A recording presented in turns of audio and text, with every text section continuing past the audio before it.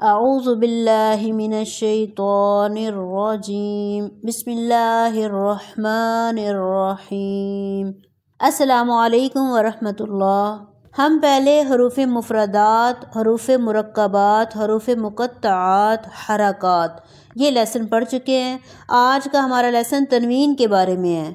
آج کے لیسن میں تنوین کے بارے میں 5 سوالوں کو ڈسکس کریں گے۔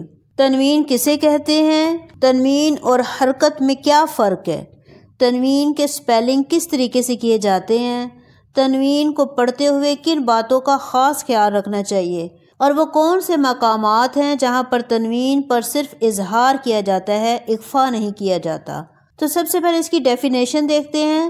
2 زبر، 2 زیر، 2 پیش کو تنوین کہا جاتا ہے۔ تنوین لیسن کو پڑھنے سے پہلے کچھ باتوں کا ذہن میں رکھنا ضروری ہے۔ نمبر 1، تنوین کو پڑھنے کا طریقہ یہ ہے کہ اس کی آواز کو 1 سیکنڈ کے لیے ناک میں ٹھہرانا ہے، جسے ہم اخفا کہیں گے۔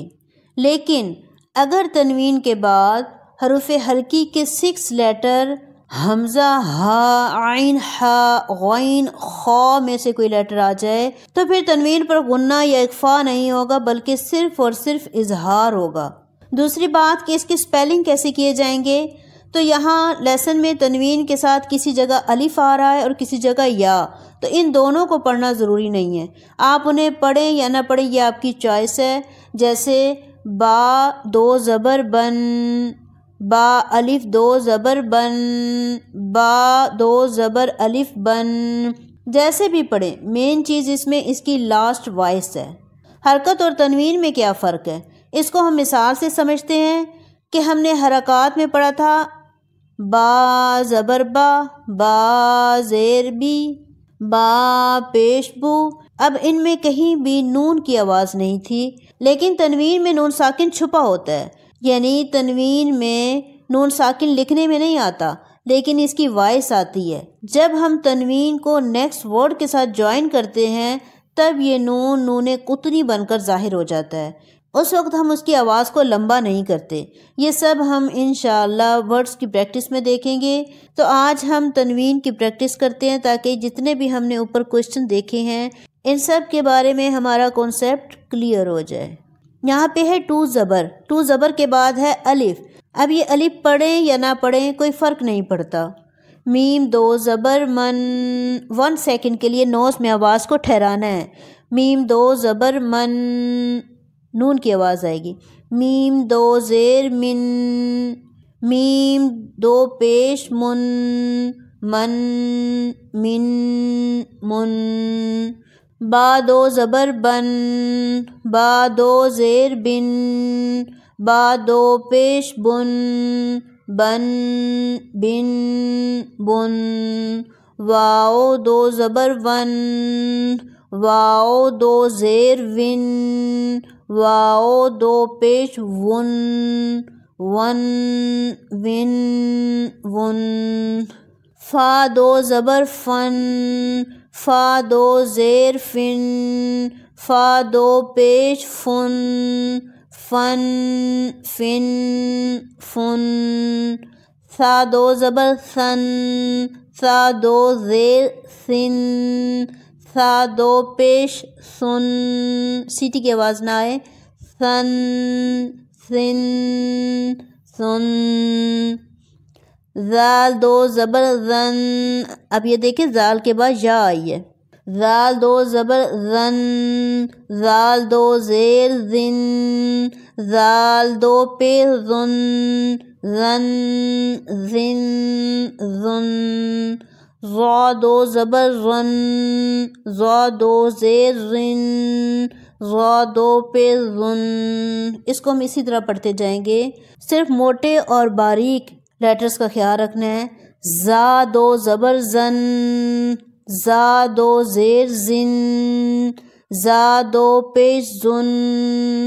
سین 2 زبر سن، سین 2 زیر سن، سین 2 پیش سن۔